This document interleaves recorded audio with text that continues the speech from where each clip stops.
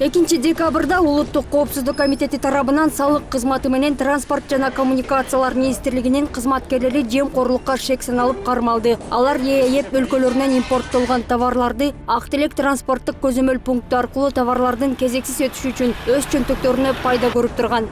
ЕАЭП өлкөлөрүнөн Кыргыз Республикасына керектөөчү товарларды импорттоого коррупциялык схемаларды уюштуруу фактысы боюнча Кыргыз Республикасынын экономика жана каржы министрлигине караштуу мамлекеттик салык кызматынын жооптуу кызматкерлери, ошондой эле Кыргыз Республикасынын транспорт жана коммуникациялар министрлигинин транспорттук көзөмөл пунктунун кызматкерлери кармалды.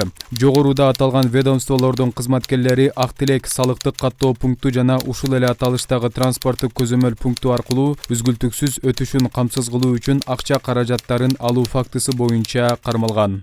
Бажы тармагында коррупция, аткезчилик бул убакытка чейин күч алып келген. Азыркы учурдагы коррупция ЕАЭП өлкөлөрү менен иштешүүдө мамлекеттин экономикасына чоң таасирин тийгизип, сырттан келген импортторду толугу менен жоготуп алуу коркунуч жаратат дешет. Бажынын бардык пункттарында Ак Тилек эле эмес, башка Достук бар, башка Торгат бардык бажы пункттарында катуу күрөш жүргүзүп, бул аткезчиликке тыюу салбасак, биздин мынакей экономикалык шериктештигибиз боюнча дагы өнөктөштөр дайыма бизге ушундай дооматты коюп келет. Силерде коррупция көп, силерде контрабанда көп, ошондуктан төлөмдөрүңөр аз болгонсуп деп айтып келет да. Ошондуктан биз экономиканы көмүскөдөн чыгаруу үчүн, бюджетти толтуруу үчүн бул схемаларды жоюшубуз керек.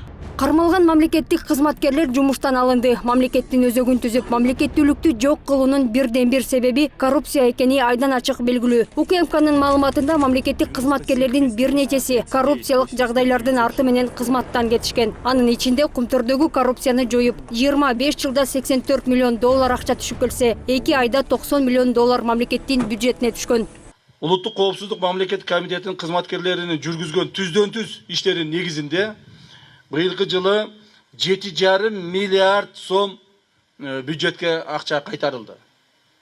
7,5 миллиард сом. Акыркы 10 жылдыкты ала турган болсок, акыркы 10 жылда 5 миллиард кайтарылган экен. Анын 3 миллиарды башка бир эле компаниядан кайтарылыптыр да. Болгону 2 миллиард кайтарылган акыркы 10 жылда. А биз 1 жылда 7,5 миллиард кайтарып атабыз.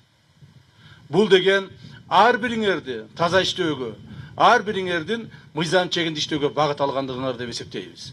Эгерде биздин арабызда кимдир бирөө мыйзам буза турган болсо, аны тез арада биз жоопко тартабыз. 16 июнда мамлекеттик кызматкер мыйзамсыз баюуга шектелген Алмамбет Салиевди кармаган. Бишкек шаардык сотунун 2 декабрдагы чечими менен чет жакка чыкпоо тууралуу тилкаттын негизинде УКМКнын тергөө абагынан бошотулду. Алмамбет Салиев Жээнбеков өлкөнү башкарып турган учурда президенттик аппараттын жетекчисинин мурдагы орун басары болуп иштеп турган. Кеч эле сотторго киришип, прокуратурага киришип, коррупциялык схемалар менен байып, айрым бирдеги коррупционерлердин үй мүлкүн өзүнө ыйгарып алган Алмамбет Салиевдин бошоп кетиши бул Кыргыз мамлекетинин юриспруденциясынын бетине чабылган шапалак.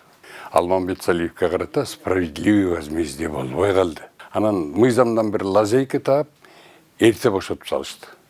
Бул андан чоң жазага татыктуу болгон кылмыш жасаган. Мен баарын окуган билем. Статистикага ылайык Кыргызстан 67%дан 80%га чейин товарларды сырттан импорттойт. Андагы аткезчилик жана мыйзамсыз ишкердиктен турган көмүскө экономиканын көлөмү ички диң өнүмдүн 37%на барабар. Ушул шартта жаңыдан бекитилген министрлер кабинетинин өкүлдөрү салык тармагындагы чийимдерди аныктап, экономиканы көмүскөдөн чыгаруунун эсебин толтуруу иш-аракеттерин жүргүзүүдө. Нуржан Султанбекова, Темир Избасханов, 7 канал, Бишкек.